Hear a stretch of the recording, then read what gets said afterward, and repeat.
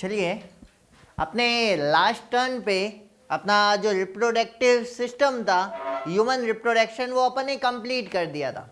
आज अपन बात करेंगे इससे अगले चैप्टर की। ये चैप्टर दिखने में ज़रूर छोटा सा चैप्टर है, लेकिन इस चैप्टर से नीट के पॉइंट ऑफ व्यू से बात करें तो 1 या 2 क्वेश्चन फिक्स आते हैं, कंपलसरी है। और छोटे क्वेश्चन से 8 नंबर के क्वेश्चन आना बहुत बड़ी बात है। तो इस चैप्टर की अपन बात करेंगे 1 बाय 1। सबसे पहले इस चैप्टर की अपन समरी पढ़ेंगे कि इस चैप्टर में अपन को पढ़ना क्या है, और वो करने के बाद 1 बाय 1 अपन सारे टॉपिक को डिस्कस करेंगे। छोटा चैप्टर है, इंटरेस्टिंग चैप्टर है, और नंबर के पॉइंट ऑफ व्यू से भी बहुत अच्छा चैप्टर है। तो इसी चैप्टर को अपन स्टार्ट करते हैं इस चैप्टर की समरी के साथ। सबसे पहले अपन बात करें तो इस पूरे चैप्टर को मैंने कितने पार्ट्स में डिवाइड किया है? 6 पार्ट्स में डिवाइड किया है। और 6 पार्ट्स नहीं, 6 टॉपिक है अलग अलग, और वही टॉपिक अपन को 1 बाय 1 पढ़ने हैं। सबसे पहला टॉपिक जो अपने पास है वो कौन सा है? सामान्य परिचय।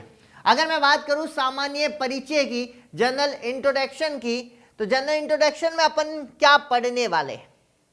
चैप्टर का इंट्रोडक्शन पढ़ेंगे कि आखिर जनन स्वास्थ्य से तात्पर्य क्या है, रिप्रोडक्टिव हेल्थ होता क्या है, आखिर रिप्रोडक्टिव हेल्थ जो है इसकी डेफिनेशन क्या होती है, इसका मीन क्या होता है, इसका साइंस क्या होता है, वो सारी की सारी चीज़ें अपन पढ़ने वाले हैं।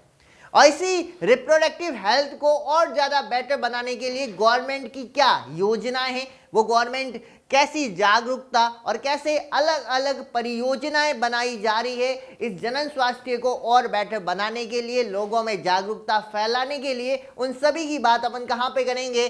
सामान्य परिचय के अंदर, जनरल इंट्रोडक्शन के अंतर्गत बात करेंगे। अब जनरल इंट्रोडक्शन की बात करते ही अपन को पता चल जाएगा कि अपनी इंडिया की जो पॉपुलेशन है, जनसंख्या है, वो एक बहुत बड़ा मुद्दा है, क्योंकि यहाँ पर जनसंख्या डे बाय डे बहुत तेजी से बढ़ रही है। जिस दर से बढ़नी चाहिए, विश्व के अंदर जिस दर से बढ़ रही है, उसमें जनसंख्या में इंडिया का बहुत बड़ा योगदान है। क्योंकि अगर मैं बात करूं, एक छोटा सा एग्जांपल की बात करूं, अगर मैं विश्व की जितने भी लोगों की बात करूं, विश्व में जितनी पॉपुलेशन है, उस पॉपुलेशन का हर छठा जो आदमी होगा वो क्या होगा? इंडियन होगा। ये दर्शाता है कि मतलब अपने इंडिया की जो पॉपुलेशन है वो बहुत बड़ी है। तो इस पॉपुलेशन को कैसे भी करके अपन को कंट्रोल करना है, इस पॉपुलेशन को कम करना है। इसीलिए अपन यहाँ पर जो दूसरा टॉपिक इस जनन स्वास्थ्य के अंदर पढ़ने वाले हैं वो यही पढ़ने वाले हैं कि इंडिया की पॉपुलेशन है क्या, इस पॉपुलेशन के बढ़ने का कारण क्या है, इंडिया की जो ग्रोथ रेट है, जो वृद्धि दर है, जनसंख्या वृद्धि दर है, वो कितनी है, और इसे कैसे कंट्रोल किया जा सकता है, उन सब के बारे में अपन पढ़ेंगे। जनसंख्या एवं जन्म नियंत्रण के ऊपर पढ़ेंगे। और इसके बाद अपन बात करेंगे, सबसे पहले अपना टॉपिक कौन सा होगा? सामान्य परिचय। दूसरे नंबर पे कौन सा होगा? जनसंख्या एवं जन्म नियंत्रण। और तीसरा टॉपिक होगा अपना गर्भ निरोधक विधियां, कॉन्ट्रासेप्टिव मेथड्स। कॉन्ट्रासेप्टिव मेथड्स क्या होते हैं? ऐसी विधियां, नाम से तुम्हें पता चल जाए, गर्भ निरोधक विधियां, यानी ऐसी विधियां जो गर्भ धारण, यानी अगर कोई फीमेल प्रेग्नेंट हो सकती है, उस साधन को अपन रोक दे, उसे प्रेग्नेंट होने से क्या करना है? अपन को रोकना है। तो ये सारी वही विधियां होगी जो फीमेल को प्रेग्नेंट होने से रोकेगी। उन्हीं विधियों को अपन यहाँ पे पढ़ने वाले हैं। और टोटल कितनी विधियां होगी? 4। पहली जो नेचर ने दी है, और नेचर से दी गई साधनों का तुम तभी बेनिफिट उठा पाओगे जब तुम्हें उस चीजों का क्या हो? नॉलेज हो, जानकारी हो। अगर तुम्हें जानकारी नहीं है उसके बारे में, तुम कभी उसका फायदा उठा ही नहीं सकते, उसका बेनिफिट उठा ही नहीं सकते। तो सबसे पहले नेचर की चीजों को समझेंगे जिसमें कोई साइड इफेक्ट नहीं होंगे, सीधी जो नेचर ने तुम्हें दी है उसके द्वारा भी तुम गर्भ निरोधक विधियों के रूप में इस मेथड्स को इस्तेमाल कर सकते हो, जिसमें कोई खर्चा नहीं करना, तुम्हें कोई मार्केट से कोई चीज नहीं खरीदनी है, न कोई पैसे देने हैं, नहीं कुछ करना है तुम्हें, केवल तुम्हें अपनी बॉडी का नॉलेज होना चाहिए। और अगर तुम्हें नॉलेज है अपनी बॉडी का, तो तुम सीधे के सीधे गर्भ निरोधक विधि के रूप में इसका इस्तेमाल कर सकते हो। दूसरी बात करते हैं रोध विधियां, बैरियर मेथड। बैरियर मेथड में क्या होगा समझो, चलो। बैरियर का मतलब क्या होता है? रोकना। मान लो यहां से स्पर्म भागता हुआ आ रहा है और मैंने यहां पे बैरियर लगा दिया, जैसे पुलिस नाकाबंदी देखी है क्या? सारे तस्कर हो तो पता ही होगा तुम्हें पुलिस नाकाबंदी क्या होती है। ठीक है ना। हाँ ऐसे जोर से भरा जैसे कि तुम्हें तो रोज का पता है, रोज का तुम्हारा काम पड़ता है, ठीक है ना। चित्तौड़ से गाड़ियाँ भर भर के इधर ही आते हो तुम सारे के सारे, ठीक है। हाँ इतनी जोर से आया, समझो कि नहीं। तो आप देखो नाकाबंदी के अंतर्गत क्या होता है, पुलिस की गाड़ी, तुम्हारी गाड़ी आ रही है, मतलब ठीक है ना, तस्करों की गाड़ी आ रही है और यहाँ पे पुलिस ने पहले से उस रोड को क्या कर रखा हो, ब्लॉक। तो क्या ये गाड़ी यहाँ से यहाँ जा पाएगी इधर की साइड? अगर तस्करी की होगी तो जाएगी नहीं। और अगर मेरे जैसे बोले वाले आदमी की होगी तो जा पाएगी कि नहीं जा पाएगी? तो यहाँ पर भी ऐसा ही होगा। मान लो यहाँ से स्पम भागता भागता आ रहा है, ठीक है ना, और यहाँ पे मैंने बैरियर लगा दिया और इस साइड क्या पड़ा है, अंडा पड़ा है। क्या ये दोनों जुड़ पाएंगे क्या? तो क्या यहाँ पर गर्भधारण होगा कभी? फर्टिलाइजेशन नहीं होगा तो क्या गर्भधारण होना पॉसिबल है क्या रे? नहीं। तो ये बैरियर लगाएंगे अपन, किसके बीच में बैरियर लगाएंगे? स्पर्म और अंडाणु के, ठीक है ना। गाड़ी के और उसके बीच में नहीं लगाना है, किसके बीच में बैरियर लगाना है तुम्हें? स्पर्म और अंडाणु के बीच में बैरियर लगाना। और बैरियर लग गया तो कौन सी क्रिया नहीं होगी रे? फर्टिलाइजेशन नहीं होगी। और फर्टिलाइजेशन नहीं होगा तो क्या सगर्भता आएगी, प्रेगनेंसी आएगी क्या? नहीं। तो पहला समझ गए। पहले में क्या करना है तुम्हें? थोड़ा सा नॉलेज इकट्ठा करना है जो तुम्हारे पास नहीं है, ठीक है ना। वही नॉलेज कौन देगा?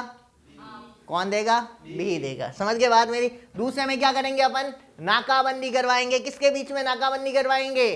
स्पर्म और ओवम के बीच में। अब चलो ठीक है, पहले अपन ने नॉलेज ले लिया और नॉलेज तुमसे लिया जाता नहीं है, ठीक है, पहले ही तुमने मान लिया। अब दूसरी बात अपन ने कर दिया, बैरियर लगा दिया, फिर भी बैरियर को तोड़ के तुम्हारे जैसे गोचू है, ठीक है ना, समझते मैंने है नहीं मतलब के बैरियर का मतलब क्या होता है, साइड में ऐसे खिसका करके भाग गए, ठीक है। अब तीसरे पे चलते हैं। अब क्या करेंगे? अब तुम मान लो आगे बढ़ गए तो अपन क्या करेंगे? जैसे पुलिस को देखा आंसू गैस छोड़ते कि नहीं छोड़ते, ऐसे तुम्हारे ऊपर क्या डालेंगे अपन? केमिकल। और किसके ऊपर केमिकल डालेंगे अपन? स्पर्म। अगर यहाँ पे मैं केमिकल छिड़क दूं तो इस माध्यम से स्पर्म का निकलना क्या हो जाएगा? मुश्किल। या तो ये तुम्हारा जो स्पर्म है वो क्या हो जाएगा? मर जाएगा। और अगर मान लो ऐसी भी विधियां होती हैं जिसमें मैं अगर कोई हार्मोन्स दे दूं, अगर यहाँ पर मैं एक हार्मोन दे दूं फीमेल को, प्रोजेस्ट्रोजन हार्मोन, तो क्या आतव चक्र चलेगा आगे? एंडोमेट्रियम विघटित होगी क्या? अगर मैंने तुम्हारी फीमेल की बॉडी के अंदर प्रोजेस्ट्रोजन हार्मोन डाल दिया तो प्रोजेस्ट्रोजन का लेवल कम होगा कि बढ़ेगा? बढ़ेगा। तो एंडोमेट्रियम विघटित होगी कि नहीं होगी? नहीं होगी। तो नहीं होगी तो क्या तुम्हारे LH-FSH का लेवल बढ़ेगा क्या? नहीं बढ़ेगा। तो क्या अंडोत्सर्ग होगा क्या? नहीं होगा। तो दूसरा अपन केमिकल देंगे प्रोजेस्ट्रोजन का। समझ में आ रही है बात मेरी? जैसे आंसू गैस छोड़ी जाती है तुम्हारे ऊपर, तस्करों के ऊपर, वैसे ही यहाँ पे क्या छोड़ा जाएगा? केमिकल छोड़ा जाएगा। और किसको रोका जाएगा? या तो स्पर्म को गति करने से रोका जाएगा या अंडे को बनने से रोका जाएगा। समझ में आ रही है बात? क्या अंडा नहीं बनेगा तो क्या फर्टिलाइजेशन हो सकता है क्या? पॉसिबल नहीं है। अगली बात करते हैं अपन सर्जिकल मेथड। अब वो भी कर दिया, केमिकल छोड़ा तो अभी तुम भाग के चल रहे हो। अब तो तुम्हारी क्या करेंगे? कूट पाट करेंगे अब तो, ठीक है ना। गोलियां चलाई जाएगी कि नहीं चलाई जाएगी रे? फायरिंग की जाएगी। किसके ऊपर की जाएगी? तस्करों के ऊपर, ठीक है ना। जो यहाँ सारे तस्कर बैठे हैं उनके ऊपर क्या की जाएगी? फायरिंग की जाएगी। और फायरिंग के लिए तुम्हें क्या चाहिए होंगे? औजार चाहिए होंगे। तो यहाँ पर भी मान लो एक मेल है और मेल के ये रिप्रोडक्टिव सिस्टम पढ़ा था अपन ने क्या रे? पढ़ा है तुमने? एक डायग्राम देखा था अपन ने, तुम्हें याद हो तो? वैसे तो याद होगा नहीं लेकिन फिर भी पूछ लेता हूँ, याद हो तो, ठीक है ना। पर मेरे को पूरी उम्मीद है कि तुम्हें याद नहीं होगा। समझ गए बात मेरी? अब देखो यहाँ पे ये किसका है? फीमेल रिप्रोडक्टिव सिस्टम है कि नहीं? अरे मेल है क्या? अब देखो गलती से तुम डॉक्टर बन गए, मान लिया मैंने, ठीक है ना। कभी कभी अच्छा इमेजिनेशन कर देता है, ठीक है ना। और गलती से तुम क्या बन गए? डॉक्टर बन गए। अब देखो तुम्हें पता है कि स्पर्म का फॉर्मेशन कहाँ पे होगा? सेमिनिफेरस ट्यूब्यूल्स कहाँ पे होंगे?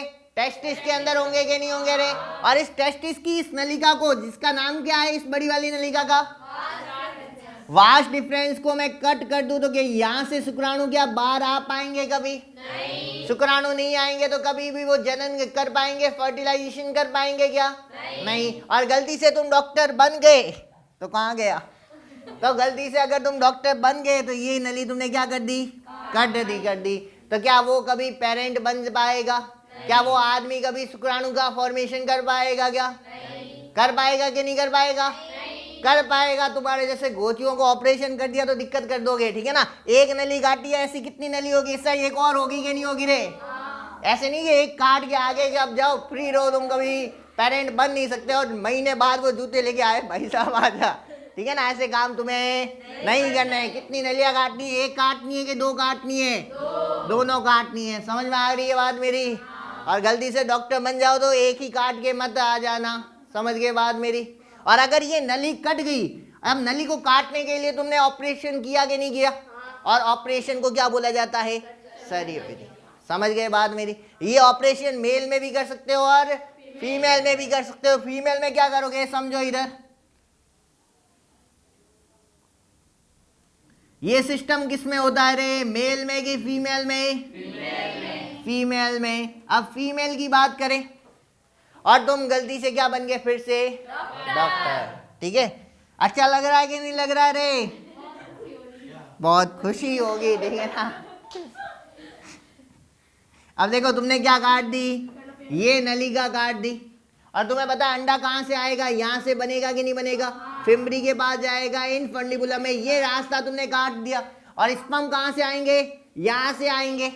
अब यहाँ की नली तुमने काट दी तो क्या स्पर्म यहाँ से यहाँ पहुंच पाएंगे कभी? नहीं। ऐसे तो नहीं कि जंप लगाते हुए चले जाए, ठीक है ना। ये तुम्हारे जैसे बंदर नहीं है जो जंप लगा सके, ठीक है ना। बंदर नहीं है स्पर्म, समझ गए बात मेरी? अगर बंदर होते, तुम्हारी कैटेगरी के होते तो जंप लगा सकते हैं, ठीक है ना। लेकिन यहाँ पे मान लिया अपन ने कि वो तुम्हारी कैटेगरी के नहीं है, सिंसियर सीधे साधे भोले वाले आदमी है, समझ गए, बी के जैसे। अब उसने जंप नहीं लगा सकता है तो क्या कभी फर्टिलाइजेशन हो सकता है? क्या फर्टिलाइजेशन नहीं होगा। अब नली कितनी काटोगे? समझ गए बात मेरी? देख क्या रहे, दो काटनी है, घूर रहे हो। अब दो बोल दिया तो फिर तो ऐसे घूर रहे हो, समझ गए बात मेरी?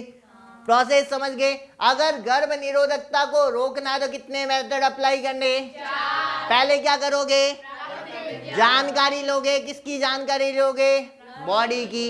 समझ में आ गई? जो तुम ले नहीं सकते। फिर क्या करोगे? बैरियर लगाओगे। किसके लिए? तस्करों के लिए। किसके लिए? तस्करों के लिए नहीं, किसके लिए लगाओगे रे? स्पर्म और ओवम के लिए। तस्करों के लिए तुम्हें काम नहीं करना, तुम्हें डॉक्टर बनना है। समझ रहे बात मेरी? क्या बनना है तुम्हें? ठीक है ना। चौकीदार नहीं बनना। वो चौकीदार होते कि नहीं, बाहर के, अंदर नहीं जाएगा तू, अंदर आएगा। समझ आएगी बात मेरी? समझ गई आरती? आगे बात समझ। अब देखो यहाँ पर दूसरे में तुमने क्या लगा दिया? बैरियर। किसके लिए बैरियर लगाया है? ओवम और स्पर्म के लिए। अब क्या करोगे? केमिकल का छिड़काव करोगे। किसके ऊपर करोगे? तुम्हारे ऊपर के मेरे ऊपर? क्या तस्कर के ऊपर? तस्कर के ऊपर। वाह वाह। किसके ऊपर करोगे? स्पर्म के ऊपर और फीमेल की बॉडी पर। ओवम बनने देना ही नहीं है। ओवम के ऊपर क्या करोगे रे? फीमेल की बॉडी के अंदर करोगे। समझ गए बात मेरी? लास्ट में क्या करोगे? शरीर क्रिया। मेल में करोगे कि फीमेल में करोगे? दोनों में, ठीक है ना। समझ गए बात मेरी? आगे बात समझिए। यहाँ पे अगली बात करते हैं। अब बात करते हैं सगर्भता चिकित्सा समापन। बहुत सिंपल सी टर्म है और टर्म से तुम इसका मीन समझ सकते हो। क्या नाम है? सगर्भता चिकित्सा समापन, मेडिकल टर्मिनेशन ऑफ प्रेगनेंसी। क्या होता है? टर्मिनेशन का मतलब समझते हो क्या? टर्मिनेशन का मतलब क्या होता है रे? सर हम तो हिंदी मीडियम कह रहे हैं, अब क्या करें, ठीक है। टर्मिनेशन सुना है कभी रे? जूते दीना डीएनए पढ़ा था कि नहीं पढ़ा था रे? क्या था टर्मिनेशन?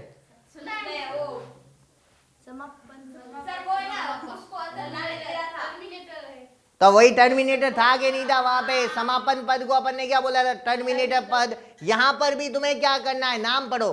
सगर्भता चिकित्सा समापन, यानी सगर्भता यानी क्या हो गई? प्रेगनेंसी। और इसको मेडिकल टर्म्स के द्वारा, मेडिकल को यूज करते हुए, चिकित्सा साधनों को यूज करते हुए उसको क्या करना है? खत्म करना है। अब 9 महीने की प्रेगनेंसी होती है, उसे प्रेग्नेंट लेडी को, उसका बच्चे को माँ के गर्भ के अंदर ही मारना। समझ गए? प्रेगनेंसी पूरी होने के बीच में ही उसे गर्भ के अंदर मार देना। ये होती है, क्या होती है? Medical termination of pregnancy. समझ में आ रही है बात मेरी? यानी एक प्रेग्नेंट लेडी के 9 महीने का सगर्भता समय काल पूर्ण होने से पहले उसे मां के गर्भ के अंदर क्या कर देना, मार देना, यही क्या कहलाता है, एमटीपी। एमटीपी पहले बहुत बड़ी संख्या में होता था, लेकिन अब कानूनी अपराध है। लेकिन कुछ विशेष कंडीशन के अंदर जो फीमेल है वो बच्चे को अपने गर्भ के अंदर मार सकती है। वो कंडीशन क्या है, जैसे मान लो किसी फीमेल के साथ रेप हो गया है और रेप होने के कारण उसके अंदर प्रेगनेंसी आ गई है, तो उस समय वो एमटीपी करवा सकती है।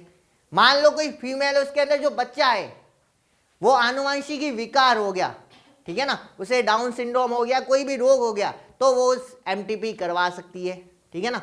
इसके अलावा मान लो डॉक्टर बोल रहा है कि या तो बच्चा जिंदा रह सकता है या मां जिंदा रह सकती है, ठीक है, दोनों में से एक जिंदा रहेगा, उस समय एमटीपी करवाई जा सकती है। तो विशेष केसेस के अंदर, एक विशेष अवस्थाओं के अंदर तुम एमटीपी करवा सकते हो। एमटीपी के क्या फायदे हैं, क्या लॉसेज है, ये सारी बातें अपन करेंगे। इसके लिए एक छोटी सी टैबलेट आती है, ठीक है ना, उस टैबलेट को कैसे यूज किया जाता है, किस तरीके से काम आती है, वो सारी चीजें अपन कहाँ पढ़ेंगे, सगर्भता चिकित्सा समापन में। समझ गए बात मेरी, आगे बात समझ में गया।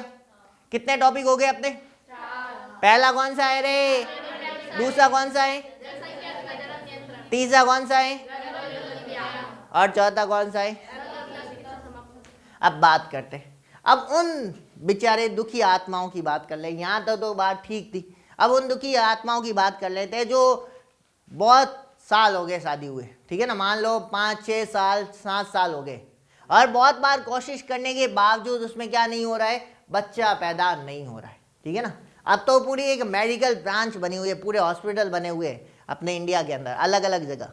तो वो हॉस्पिटल जो बने हुए हैं वो इस विधि पर ही बेस्ड है, वो विधि अपन पढ़ेंगे यहीं पर, और उसी पर ऊपर वो पूरे हॉस्पिटल बने हुए, एक छोटे से टॉपिक के ऊपर अपने 1 घंटे के लेक्चर के ऊपर पूरे हॉस्पिटल बने हुए हैं, और वही प्रोसेस उस हॉस्पिटलों में होता है। क्या होता है क्या नहीं होता वो बाद में पढ़ेंगे। तो जिस दंपति के अंदर मान लो बच्चा उत्पन्न नहीं हो रहा है, जिसमें मेल के अंदर प्रॉब्लम हो या फीमेल के अंदर प्रॉब्लम हो या दोनों के अंदर प्रॉब्लम हो, तो उसमें कैसे बच्चा उत्पन्न किया जा सकता है, उन्हीं तकनीकों को अपन क्या बोलते हैं, सहायक जनक प्रौद्योगिकी। समझ में आ गई, असिस्टेंट रिप्रोडक्टिव टेक्नोलॉजी, इसे शॉर्ट में ART भी बोला जाता है, नाम याद रखना है। समझ में आ रही है बात मेरी। और ये क्रिया 2 टाइप से हो सकती है, एक तो हो सकती है जो फर्टिलाइजेशन है वो कहाँ करवाया जा सकता है, फीमेल की बॉडी के अंदर, और जब फर्टिलाइजेशन बॉडी के अंदर होगा तो उसे क्या बोलेंगे, जीवो निषेचन, क्योंकि निषेचन कहाँ हो रहा है, जीव की बॉडी के अंदर हो रहा है, इसीलिए इसे क्या बोल दिया, इन विवो फर्टिलाइजेशन। समझ में आ रही है बात मेरी। और अगर फर्टिलाइजेशन में एक टेस्ट ट्यूब के अंदर मान लो एक पात्र के अंदर शुक्राणु डाल दूं, एक पात्र के अंदर अंडाणु डाल दो, और यहाँ पर पात्र के अंदर निषेचन करवाऊं, बॉडी के अंदर नहीं करवाऊं, तो इस प्रोसेस को अपन क्या बोलेंगे, पात्र निषेचन या in vitro fertilisation. Hindi medium के हो समझता हूं मैं, ठीक है, समझ गए बात मेरी। लेकिन कौन सा नाम याद रखना है तुम्हें, इंग्लिश वाला, ठीक है ना, समझ गए बात मेरी। कौन सा नाम याद रखना है, इन विवो फर्टिलाइजेशन और इन विट्रो। इन विवो मतलब फर्टिलाइजेशन बॉडी के अंदर होगा कि बाहर होगा, और इन विट्रो का मतलब फर्टिलाइजेशन कहाँ होगा रे, बॉडी के बाहर, कहाँ पर, परख नली के अंदर, टेस्ट ट्यूब के अंदर। समझ गए, इसे टेस्ट ट्यूब बेबी भी कहते हैं। समझ में आ गई बात मेरी। ऐसे नहीं कि बच्चा उस टेस्ट ट्यूब में अंदर बनेगा इतना छोटा सा, ठीक है ना, निषेचन करने के बाद उसे माँ के गर्भ के अंदर डाल दिया जाएगा। समझ गए बात मेरी। 8-16 कोशिका बनेगी तब उसे माँ के गर्भ के अंदर डालेंगे, कैसे डालेंगे, किस तरीके से डालेंगे, वो सारा प्रोसेस अपन यहाँ पे पढ़ने वाले हैं। समझ गए यहाँ पे बात। लास्ट है कि बहुत बार मैथुन करने से बहुत सारे डिसऑर्डर हो सकते हैं, बहुत सारे रोग हो सकते हैं जो यौन संक्रमित रोग कहलाते हैं। इसका पूरा नाम याद रखना, एसटीडी का पूरा नाम क्या है, सेक्सुअल ट्रांसमिटेड डिजीज। इसी को एक और नाम भी पूछा गया लास्ट ईयर, STI संचरण, ठीक है, क्योंकि NCERT ने लिखा है यौन संक्रमित संचरण, तो इसे क्या बोलते हैं, सेक्सुअल ट्रांसमिटेड इन्फेक्शन भी बोल सकते हैं, ठीक है, इन्फ्यूजन भी बोल सकते हैं। समझ गए, आगे लिखेंगे अपन। तो ये अपने कितने टॉपिक हो गए, 6 टॉपिक हो गए, ठीक है ना। पहला टॉपिक कौन सा होगा, सामान्य परिचय। दूसरा कौन सा होगा, जनसंख्या एवं जन्म नियंत्रण। तीसरा टॉपिक कौन सा होगा? गर्भ निरोधक विधियां कितनी होगी? पहली कौन सी होगी? प्राकृतिक, दूसरी रोध, तीसरी रासायनिक, चौथी कौन सी? शरीय विधियां। ठीक है, समझ गए बात मेरी? इसके बाद अपने पास चौथा टॉपिक कौन सा होगा? चौथा टॉपिक सगर्भता समापन, जिसे क्या बोला जाता है? एमटीपी का पूरा नाम क्या है? Medical termination of pregnancy. समझ गए? इसके बाद पांचवा टॉपिक कौन सा है? सहायक जनन प्रौद्योगिकी। यहाँ पर फर्टिलाइजेशन बॉडी के अंदर है तो क्या बोलेंगे? In vivo. और बॉडी के बाहर हो रहा है तो इन विट्रो। और लास्ट वाला कौन सा है रे? यौन संचित रोग। आज अपन बात करेंगे दो टॉपिक की। कितने टॉपिक की? और कितने टॉपिक बचेंगे अपने पास? चार। तो आज बात करेंगे सबसे पहला टॉपिक, जिसका नाम क्या है? सामान्य परिचय, जनरल इंट्रोडक्शन। उसी को अपन स्टार्टअप करते हैं। ये अपना जनरल इंट्रोडक्शन। और जनरल इंट्रोडक्शन अपन चैप्टर के नाम के साथ स्टार्ट करते हैं। चैप्टर का नाम क्या था? मानव जनन स्वास्थ्य। तो जनन स्वास्थ्य होता क्या है? मानव तो तुम्हें पता है कैसे होते हैं, देख रहे हो तुम, ठीक है ना, सामने दिख रहा होगा, दिख रहा है कि नहीं? ये जो कैटेगरी तुम्हारा मेरे सामने बैठी है बंदर कैटेगरी है, लेकिन तुम्हारे सामने इंसान दिख रहा है कि नहीं दिख रहा है रे? दिख रहा है, देख चुका होगा। ठीक है, अब बात करते हैं अपन उसी के जनन स्वास्थ्य की। तुम समझता, थोड़ा सा लिंक करना, मेरे को पता तुम्हारे टॉपिक से हट करके, ठीक है ना, समझो कि नहीं? तो थोड़ा लिंक करना तुम्हें मुश्किल होगा, लेकिन फिर भी कोशिश करना समझने की, तुम समझ पाओ, ठीक है ना?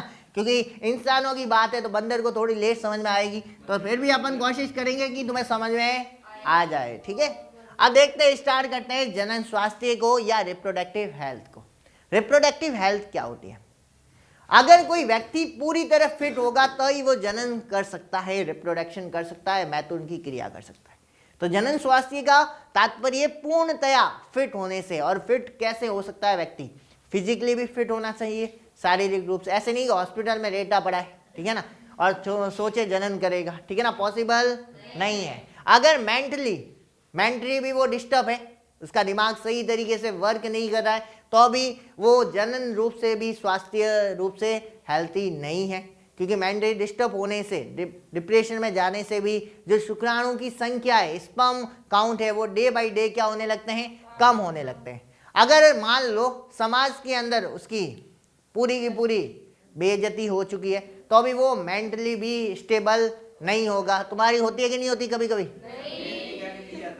रोज होती है, नंबर सुनाई देते तब रोज होती है, समझो नहीं? और लास्ट बात करते हैं किसकी? बिहेवियर, जो तो सबसे इंपॉर्टेंट है, ठीक है ना? क्यों इंपॉर्टेंट है तुम समझ चुके होंगे, क्योंकि बिना बिहेवियर के, ठीक है ना, उसका बिहेवियर सही नहीं है, गुस्से वाला बिहेवियर है, आ जाओ बोंग दो, ठीक है ना, ऐसे बिहेवियर है, समझो बात मेरी, तो भी ये क्या होगी? गुस्से वाली बात होगी, तो भी उसमें स्पर्म काउंट क्या होंगे? डाउन हो जाएंगे। ठीक है, तो अगर किसी व्यक्ति को रिप्रोडक्टिव फिट होना है तो उसे किस तरीके से फिट हो सकता है? फिजिकली भी फिट होना पड़ेगा, मेंटली भी फिट होना पड़ेगा, सोशली भी फिट होना पड़ेगा, बिहेवियर भी उसका अच्छा होना चाहिए, और इमोशनली भी, फीलिंग जी, ठीक है ना, उसको कैसे बोल सकते हैं अपन? तो इमोशनली भी वो क्या होना चाहिए? भावात्मक रूप से भी फिट होना चाहिए। अगर इन सभी पॉइंट ऑफ व्यू से वो फिट हैं तो वो कैसा माना जाएगा? जनन स्वास्थ्य माना जाएगा। आगे बात समझ, किसी को दिक्कत है क्या? आगे चलते हैं। इस जनन स्वास्थ्य को आगे जागरूकता फैलाने के लिए, समाज के अंदर इसकी पूरी की पूरी जागरूकता फैलाने के लिए गवर्नमेंट ने आजादी के बाद से ही इसके ऊपर काम करना स्टार्ट कर दिया।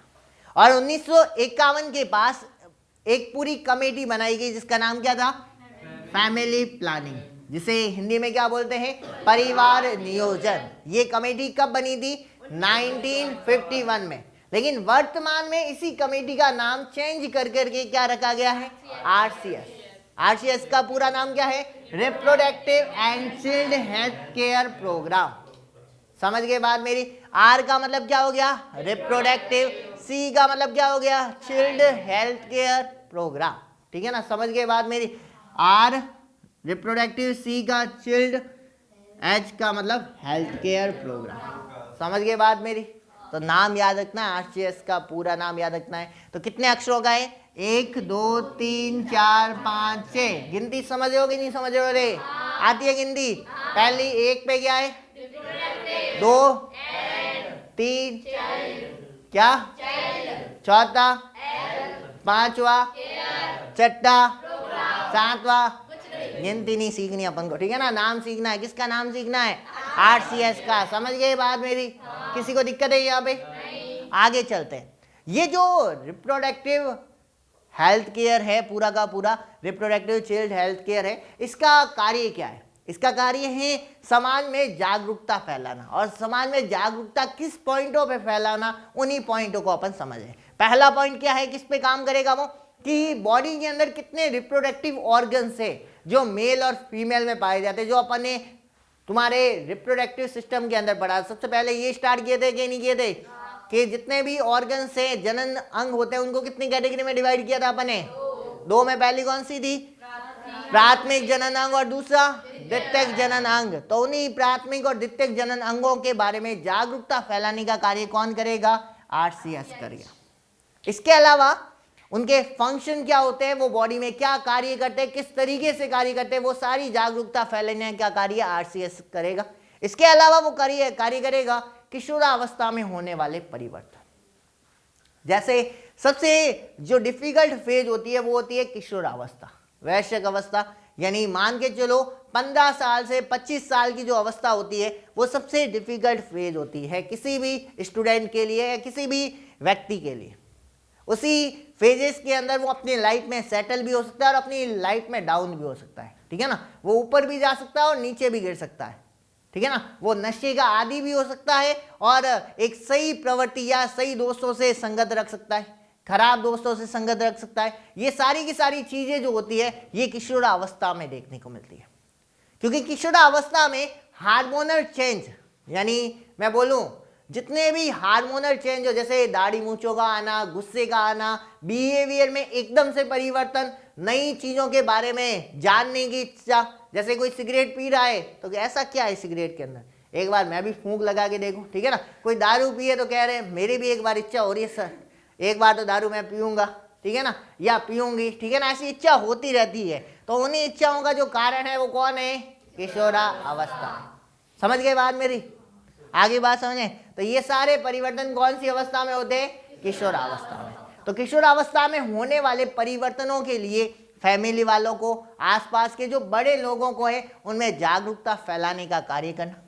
इसके अलावा प्रेगनेंसी के समय, सगर्भता के समय बहुत सारे परिवर्तन होते हैं। जैसे मूड चेंज है, ठीक है ना? कभी एकदम गुस्सा आ जाना, कभी एकदम ज़्यादा खुश हो जाना, कभी एकदम से रोने लगना, ऐसे बहुत सारे चेंजेस आने लगते हैं प्रेगनेंसी के दौरान। और इन्हीं प्रेगनेंसी के दौरान होने वाले परिवर्तनों को समाज के अंदर बताने का कार्य आरसीएस के द्वारा किया जाता है। स्तनपान जो अपन करते हैं, दुग्ध स्तवन फीमेल की बॉडी से किया जाता है जब वो प्रसव की क्रिया के बाद होता है। तो स्तनपान क्यों एक छोटे बच्चे को करवाना अनिवार्य है? उससे क्या बेनिफिट हो सकते हैं बच्चे में? बहुत सारी प्रतिरक्षा उसको मिलती है। उनके बारे में जागरूकता फैलाने का कार्य भी कौन करता है? आरसीएस करता है। इसके अलावा जैसे आतव चक्र है, तो आतव चक्र को लेकर बहुत बड़ी समाज में भ्रांतियां हैं, ठीक है ना? वो सामाजिक भ्रांतियां हो सकती हैं, जैसे मंदिर में नहीं जाने देना, ऐसी बहुत सारी भ्रांतियां आतव चक्र को लेकर होती है। तो उन भ्रांतियों को खत्म करने का कार्य आरसीएस के द्वारा किया जाता है। एसटीडी रोगों के प्रति कि कैसे ये एसटीडी रोग हो सकते हैं, इनकी कैसे बचा जा सकता है, क्योंकि बचाव ही सुरक्षा मानी जाती है, तो कैसे उनसे बचा जा सकता है, तो उनके बारे में जागरूकता फैलाना। एमटीपी क्या है कि मेडिकल टर्मिनेशन ऑफ प्रेगनेंसी कब करवानी चाहिए, कब नहीं करवानी चाहिए, और ये क्यों हानिकारक है, क्या इसके कानूनी अपराध है, उन सब के बारे में लोगों में जागरूकता फैलाने का जो कार्य किया जाता है वो कौन करता है? आरसीएस के द्वारा किया जाता है। तो ये जितने भी फंक्शन अपन ने पढ़ा है, पहला फंक्शन किसके प्रति होगा? जनन अंगों के प्रति होगा। दूसरा किसके प्रति होगा? किशोरावस्था। तीसरा किसके प्रति होगा? सगर्भता और स्तनपान। चौथा किसके लिए होगा? आतव चक्र, एसटीडी और एमटीपी। समझ गए बात मेरी?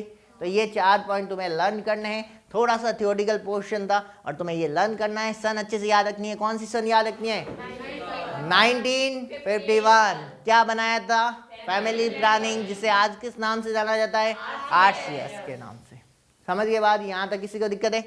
चलते हैं आगे अपने दूसरे टॉपिक पे, जिसका नाम क्या है?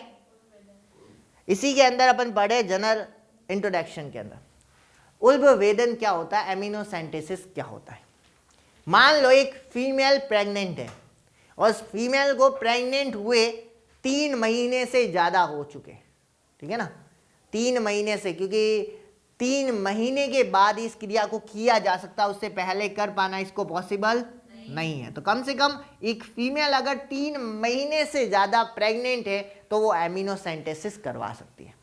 अब वर्तमान में इस एमिनोसेंटेसिस पर रोक लगा दी गई है। रोक लगाने का क्या कारण है वो भी समझेंगे, इसके बेनिफिट क्या थे वो भी समझेंगे।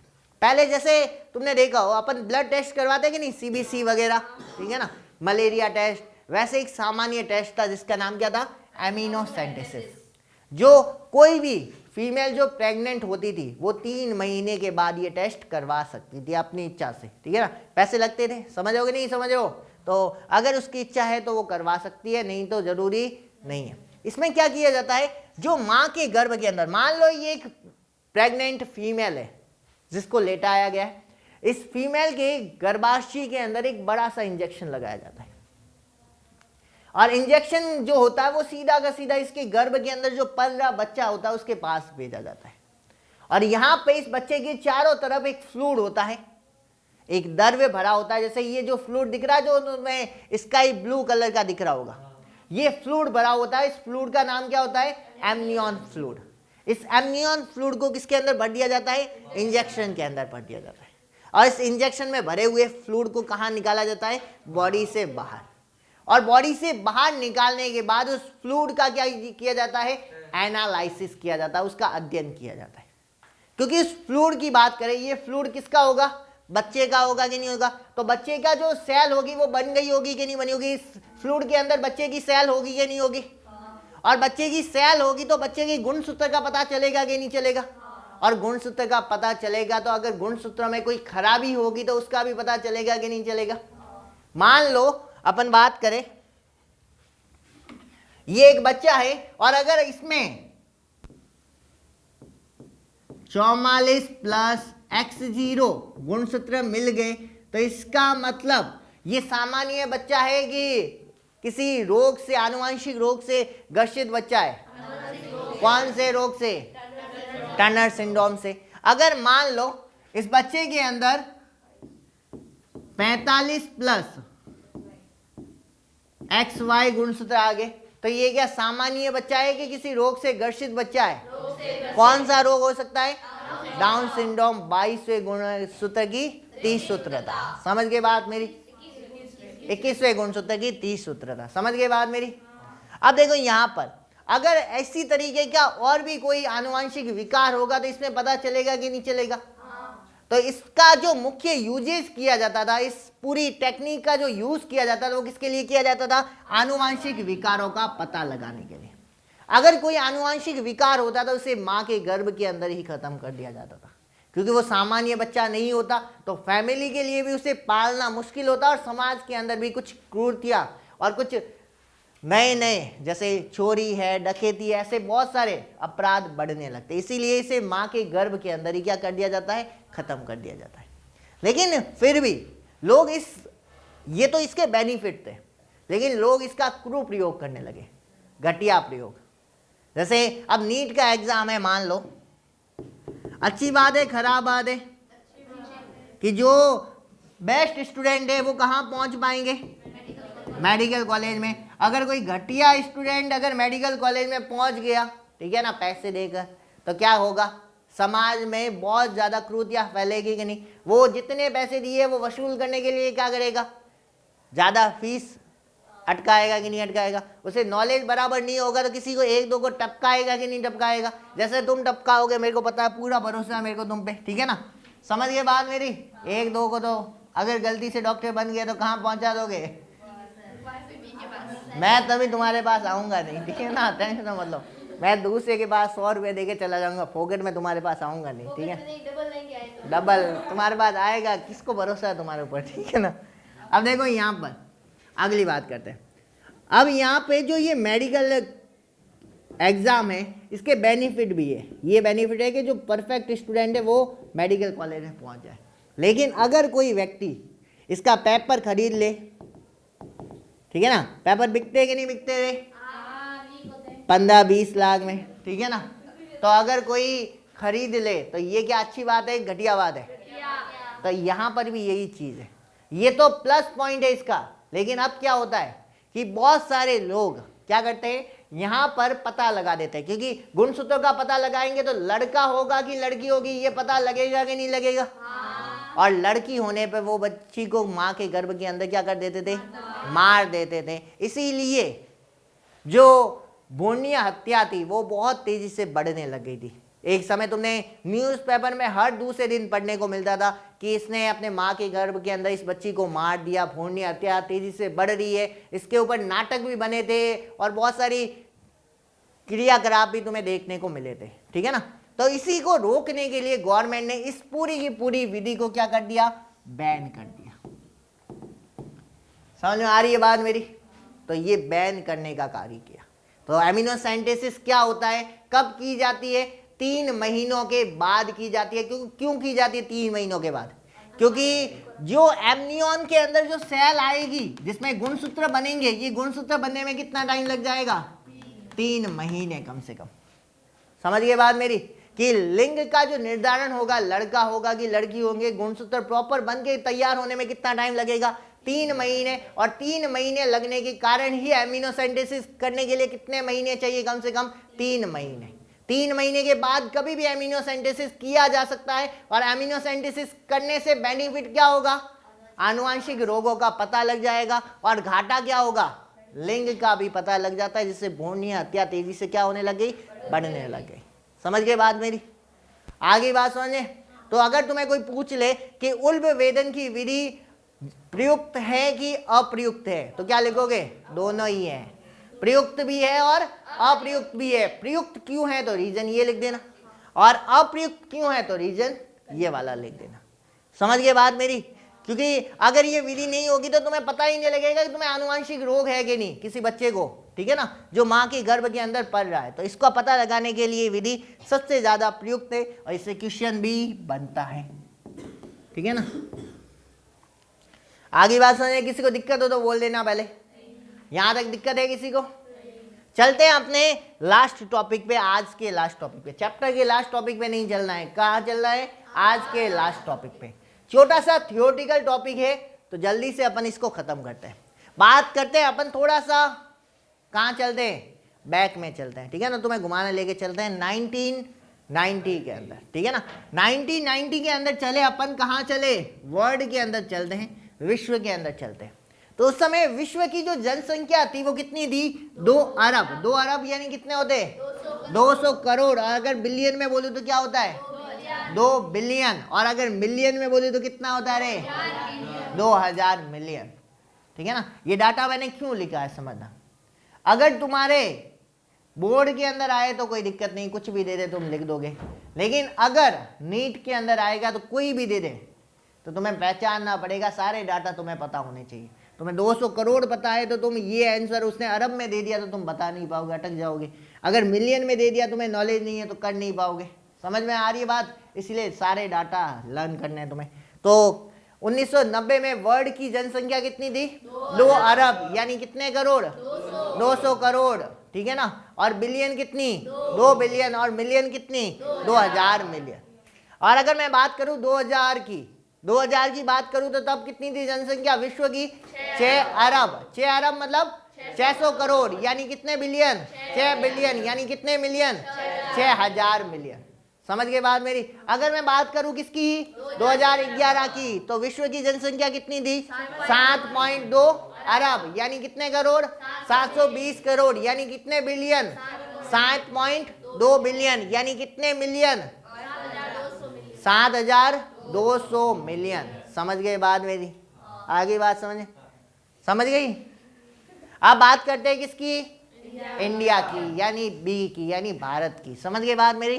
अब भारत की बात करें, बिना बी को भूलना नहीं है, ऐसे नहीं विश्व में ही खोए रहो, ठीक है ना। वापस कहाँ आना है तुम्हें?